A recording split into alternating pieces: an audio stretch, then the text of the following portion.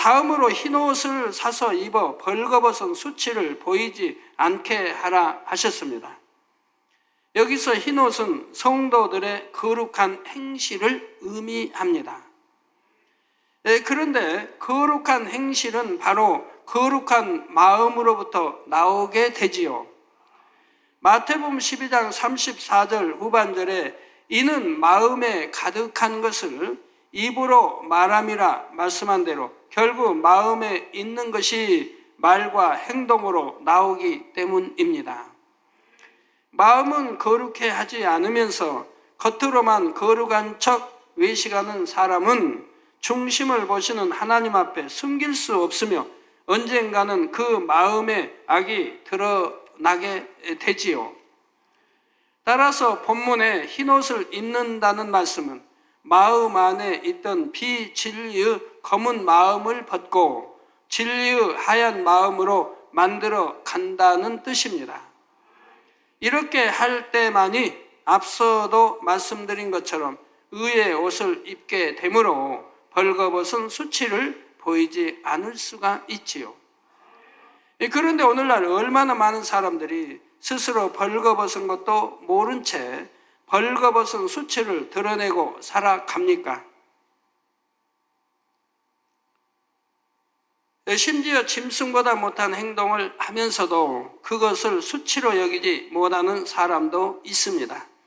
그러나 여러분은 죄로 물든 검은 마음을 가지고 있으면서도 자신의 죄와 어두움을 발견하지 못하고 하나님의 형상대로 지음받은 사람의 본분을 잃고 있는 것이 바로 영적으로 벌거벗은 수치이며 이것이야말로 정말 부끄러운 일임을 알아야 합니다. 하나님을 믿는다면서도 자신의 벌거벗은 것조차 깨닫지 못하는 이러한 어리석은 사람이 되어서는 안 되지요. 이런 사람은 하나님의 말씀에 비추어 자신의 모습조차도 발견하지 못하는 영적인 장님이 되어 있는 것입니다. 바로 이들을 향해 주님께서는 안약을 사서 눈에 발라 보게 하라 하십니다.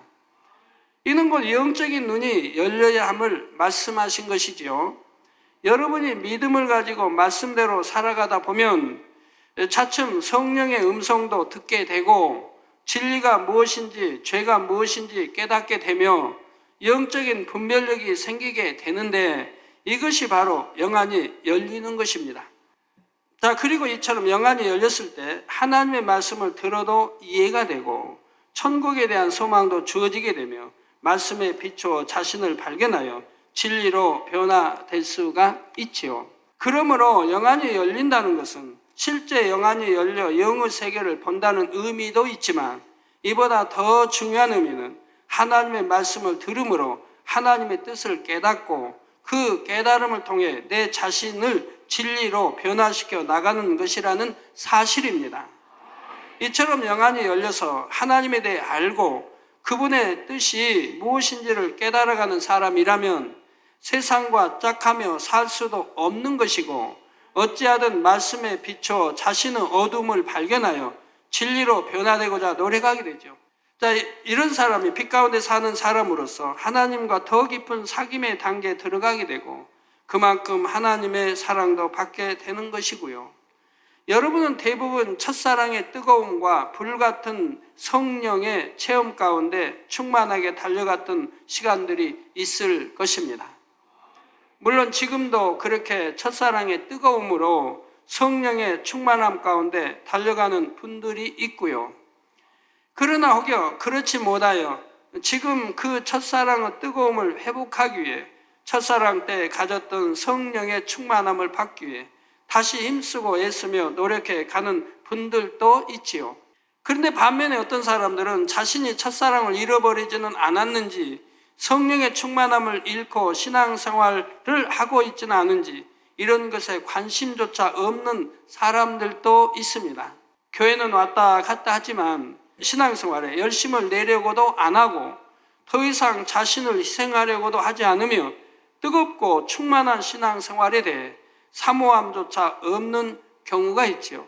자, 마음은 있다 해도 전혀 행함이 따르지 않고요. 이것이 바로 미지근한 신앙입니다. 여러분에게 질병이 생겼고 갖가지 문제들이 찾아왔다면 내 신앙이 미지근한 신앙은 아닌가 말씀에 비춰 정확히 돌아보시기 바랍니다.